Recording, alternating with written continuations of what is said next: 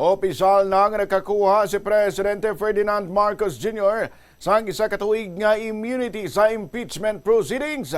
Ining kasunod sang pag-aproba sang plenaryo sang Kamara sa report sang Justice Committee nga nagabasura sang duha ka impeachment complaints nga gin-file batok sa Presidente.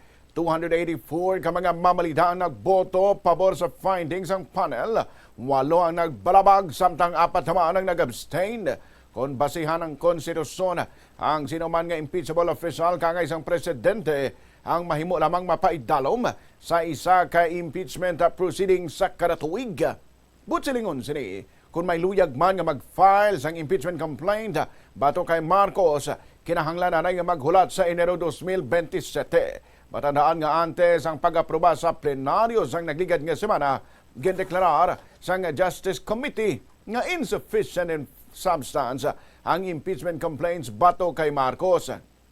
Matapos ang dismissal sang duha ka complaints bato kay Marcos, naghahanda naman sa ang House Justice Committee sa hearing sang impeachment petitions nga ginpasaka batok kay Vice President Sara Duterte. Hiyaring pagbasa ni Iloilo 1st District Representative kag House Deputy Speaker Janet Garin sa desisyon nga i-dismiss ang impeachment complaints batok kay Presidente Marcos. With 284 members voting on the affirmative, 8 against, 4 abstention, House Resolution number 746, as well as the findings, conclusions, and recommendations contained in Committee Report number 111 are hereby adopted.